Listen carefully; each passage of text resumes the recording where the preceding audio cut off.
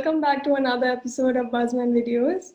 Buzmen is a great podcast initiative which aims to bring together inspirational stories from across the country under one united platform. We have with us today Ms. Ridhima Arora, who's done her post-graduation in Great Lakes Institute of Management, and she started her career with Lava International through a young leadership program, of which she worked at Automate International as a senior marketing manager. She's also a member of an NGO, Vikalpa, where she teaches underprivileged students and is also associated with NGOs like Children's Association of Delhi. She works closely with the Leh and Ladakh government for education of children on menstruation and sanitation. She took her retirement from employment world and started her entrepreneurship journey on the August of 2019 with Namya Foods. She's also a yoga instructor and a fitness nutritionist coach. She's traveled the journey herself by losing 30 kilos in the last 2 years and understood the value of nutrition that a human requires to balance a healthy diet. It is also her sheer passion that has led her to start Namaha Foods. She's had her startup in Jammu and is currently selling her products in Pan India and abroad with the market aggregators like Amazon, Flipkart, Snapdeal, eBay, and many more. So welcome, ma'am. Thank you for joining us. Thank you so much for inviting me. It's a pleasure. So tell us a little bit about how and when you decided to take a leap of faith and quit your employment and start Naima Foods. So I think it's been a long journey for Namya Foods. So it wasn't like a one-day decision that I took. I think the journey went back to 2013, 14 when I was trying to lose weight. And I think that time I lost about, 30 kgs in that time. So I was also suffering from PCOS that time, and I could reverse that only with natural foods.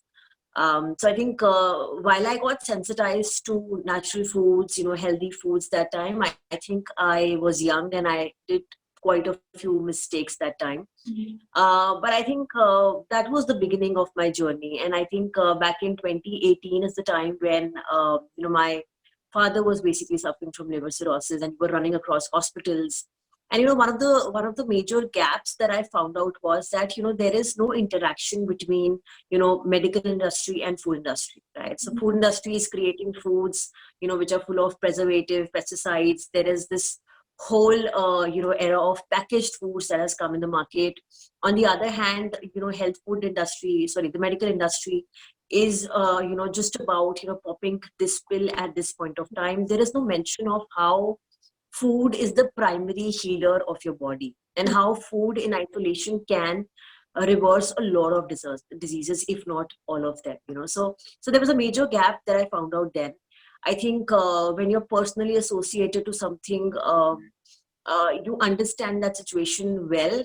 So I think we saw people, being vulnerable. There was so much of financial losses that people, have to face just because they are sitting in hospital, filling out all those, fees that's involved.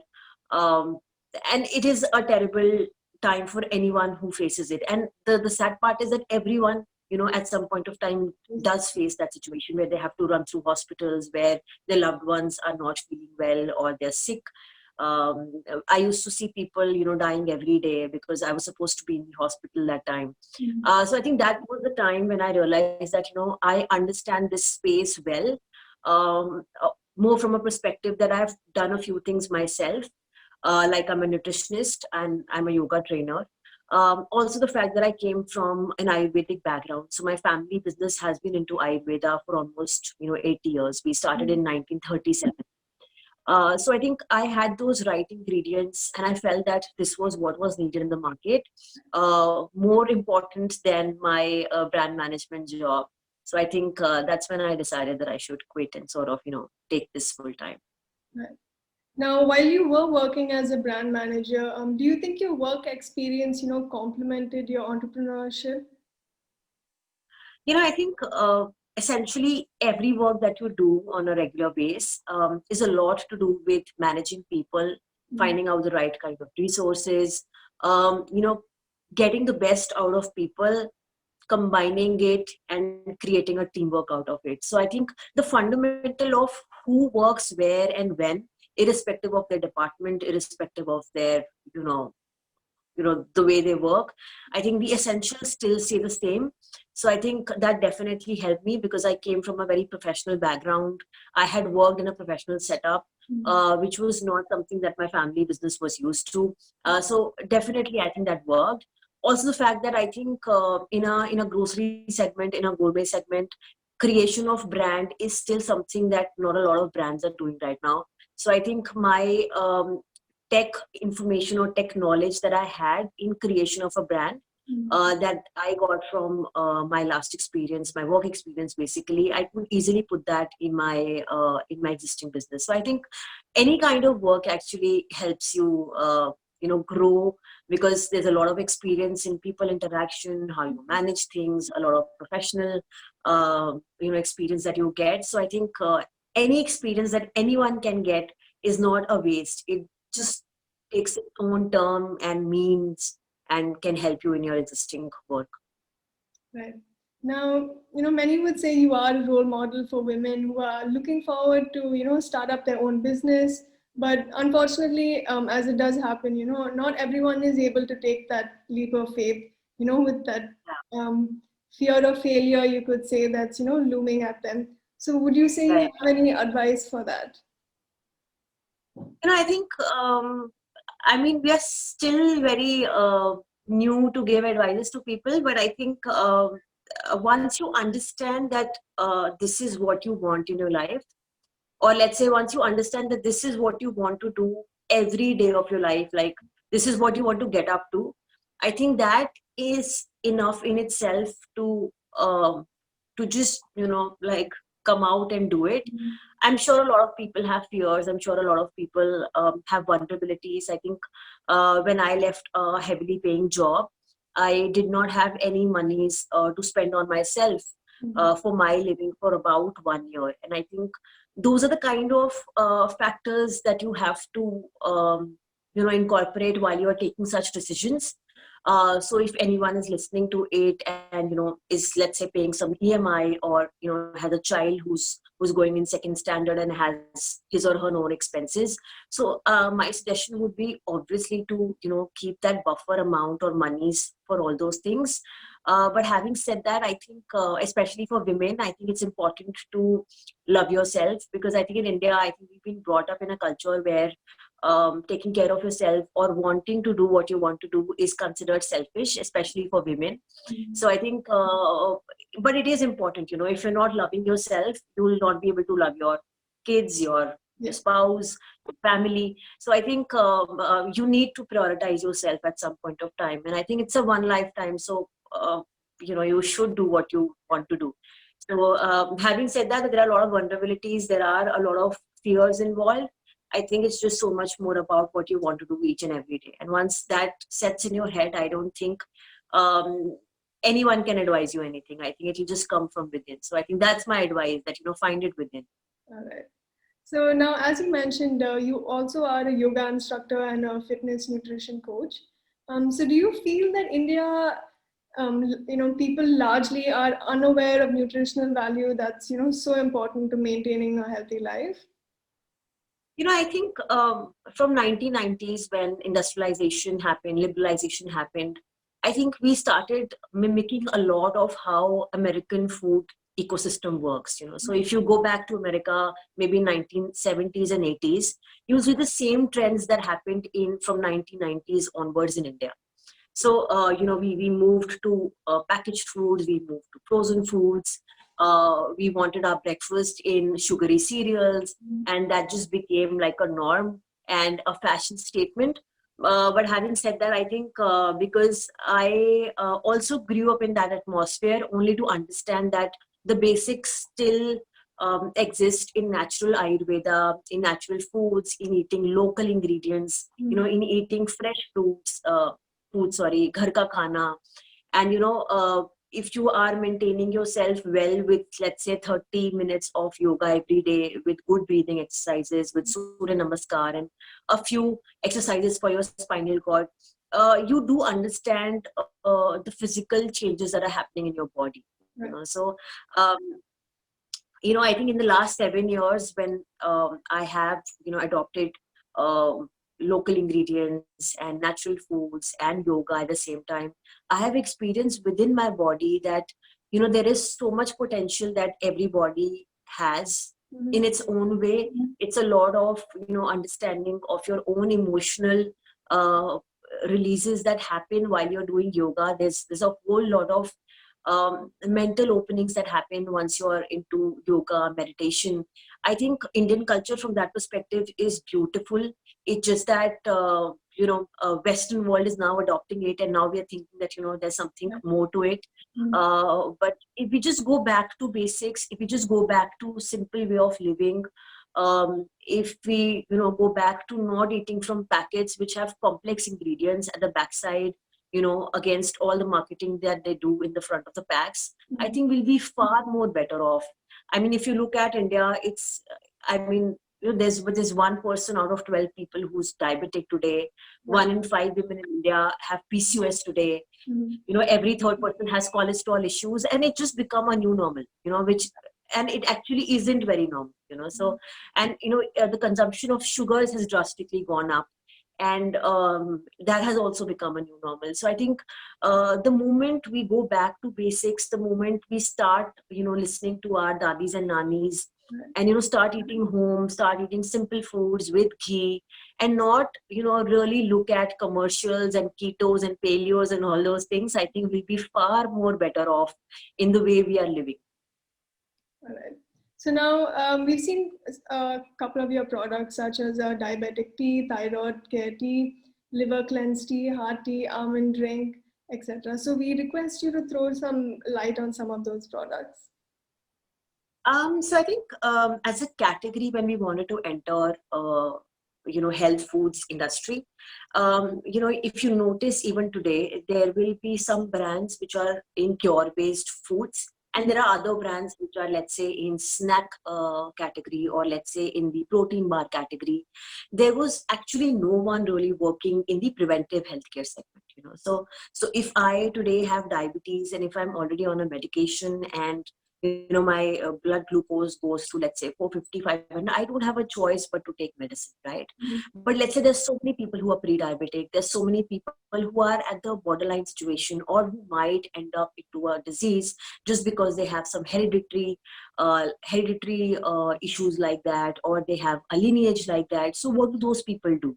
So we said that health is not something that you find out in supplements, or you find out in pills. It's not like a quick solution. You have to work towards it, and it should just come naturally to you on Mhm. an everyday basis. Now we understand, I think, because I came from a working environment, I understand that a lot of people are too busy in their lives. I know this, especially people in consultancies, people who are flying on and off all the time. It is difficult to make food, to make their foods from scratch every day at their households. I know so many people who just skip breakfast just because they don't have enough time. So I think for all those people, we thought that we will create. So what we did was that we combined the knowledge that we had from Ayurveda, which meant that what ingredients to go, what ingredients should be combined together, and then they get be had at regular foods on your everyday basis. So I think that's what we've tried to do. So like, as you mentioned, we have a lot of foods that you can have on an everyday basis. Like, we have breakfast cereals which have absolutely no preservatives, which do not have any sugars, which you can have on an everyday basis, and they're just quick fixes. You just mix it in milk or water, have it on the go. Yeah. So it's just helping you balance your modern day living. At the same time, it's just giving you the right kind of ingredients, and that too from local ingredients. Like, we use ragi, we use sattu, Okay. and you basically all those essential foods that are important, to you on a regular day. So those are the kind of foods that we're trying to do. The other side that we're trying to cover is the preventive healthcare segment, where all your PCOS tea, liver tea, thyroid tea, diabetes tea. So these are very, very common issues today, that I know personally a lot of people. The status statistics in India as of date also show the same. So we're just trying to cover the major issues only with natural ingredients, only with natural teas. It's amazing how the results are today. In fact, I think for PCOS tea, we keep getting on and off messages that my period flow just went normal, or I just had my periods without taking any birth control pill, which generally is festive in PCOS kind of a situation for girls. Um, we get messages where people say that they are now off their diabetic medicine. Now they're just having the regular foods and having our diabetic tea. So there are these simple quick results we've seen over a month of 3 to 6 months that people have had over a period of time. So it's amazing to see all of those things, I think. It is quite amazing to see that it is an all natural remedy and that it's not being, put to use as much as it should be. And this is the basic knowledge Right. that it's existent in the Indian ecosystem. It's not me who's doing it. Right. It's just present in the Indian ecosystem. We have just facilitated that by creating foods. But I think the ultimate objective is to, offer or give knowledge about foods Yeah. that are already existing in our ecosystem, but have been long forgotten just because they were prevalent in a ecosystem of, let's say, some Ayurvedic practitioners, who did not document it in certain format. Once they were off the world, the knowledge was also, gone with them. Right. So I think we are just trying to document it and create a brand out of that, which is just prevalent in the Indian, culture and ecosystem already. Right. Okay. So now we've also noticed that you do have your own blog, which is called www.ridhimaarora.in. And there are also some wonderful writings on your blog. Do you have a flair for writing as well? Is that one of your secret passions? Yes, I do. Actually, I never, so I had a flair for writing, I think, when I was very small. So I started writing for a local newspaper, I think at the age of 13, but never thought of taking it professionally. It's only now that I'm, launching my first book in another 2 months. But yes, I enjoy writing. I generally write a lot about life, spirituality, and emotional stuff basically. So it's a lot about life and spirituality, but that's my genre. That's all I write about. Okay, so you do have a nutrition coaching program for losing weight, would you Yeah. be interested in sharing a little bit about that as well? Yes, I think I personally, my first love still lies in talking about food, what you should have, what you shouldn't have, more than the products. I think we wanted to get into products only because a lot of people didn't have enough time to create those foods from scratch. But having said that, having supplemented those products, as a brand also, as Namya Foods, we always say that you have to alter your lifestyle, you have to alter your everyday life, because there is no quick shot, as a lot of commercials will tell you, as a lot of brands will tell you that have this supplement, have this pill, and you will be good to go. It doesn't happen like that. You have to eat. If you're not really rectifying or managing your basic 3 meals of the day, none of my teas, none of anyone's anything is going to work on your body. So you have to create that basic lifestyle, which is simple, takes a little effort from your end initially, but I think that coaching is very, very essential. So our nutrition coaching program, which is an online program right now, is it's a 4-week basic program where we basically tell what foods to eat, what foods to avoid, how to do small alterations in your lifestyle, and go back to the basic way of living, so that anything that we offer as a brand in terms of product can work effectively on you. Right. Right. So your regular lifestyle, how you get up in the day, how you spend your day, has to be sustainable, has to be enough that no disease can even touch you. So like we follow an Ayurvedic mechanism, or an Ayurvedic way of living, but we don't really go deep into it, because we understand that today's modern lifestyle has to it can't go back to Ayurveda, it can't go back to ancient times, but some of the key important things can still be incorporated in our regular lives. Like for most of the clients who join us in the nutritional program, we always tell them to not have anything very heavy after say 6:30. Now from an Ayurvedic perspective, the logic is that you eat according to the rays of the sun. Now the essential logic behind that is that your Jatha Agni, which is also called the digestive fire, is proportional to the rays of the sun, right? So you will, let's say, have maximum digestive capabilities, say around 12 or 1 in the afternoon, when the rays of the sun are at its highest. The important point is to understand those nuances and just adapt your lifestyle accordingly. Like we have so many people, who are from South India, but they just shifted to, let's say, Delhi or areas around because of their work, and now they don't get to eat their regular idli, dosa, vada, and coconut chutney. So we tell them to have their traditional foods, say 3 or 4 times a week, so that their body is basically their existing body might not be created from those foods, but those foods form the essentials of who they are as culture, as lifestyle. So we try to do all of those things in the nutritional coaching program. We've got amazing results. I think it's not a quick instant weight loss program. It is just so much more about sustainability that you can adapt in your lifestyle going forward.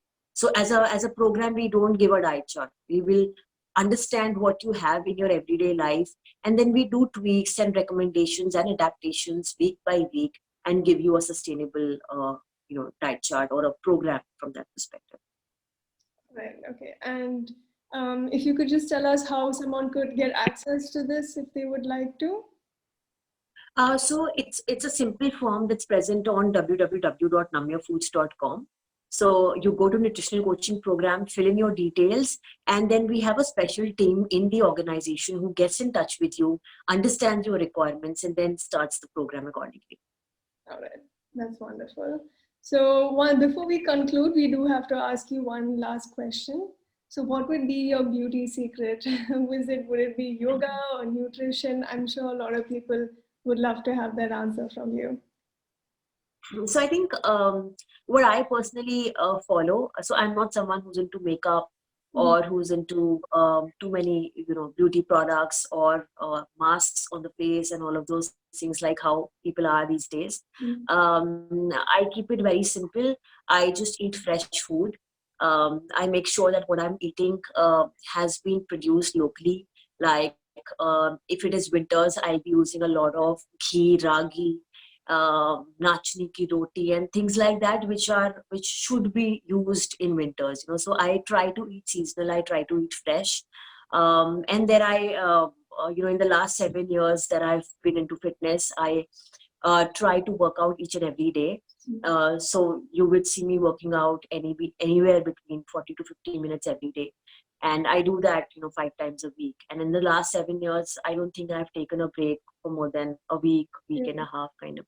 So I think I just try to be on my toes, be fit, and just eat fresh. I've just kept it simple. And I think everyone is beautiful in their own ways. But I think, I don't know about my beauty, but I think I've tried to stay fit with these things. All right, ma'am. So once again, it's been an absolute pleasure to have you with us. So thank you for joining us, Ms. Arora. Thank you so much for calling me. Pleasure. Thank you again to all our viewers for tuning in today, and stay tuned for another episode of Buzmen videos. Thank you.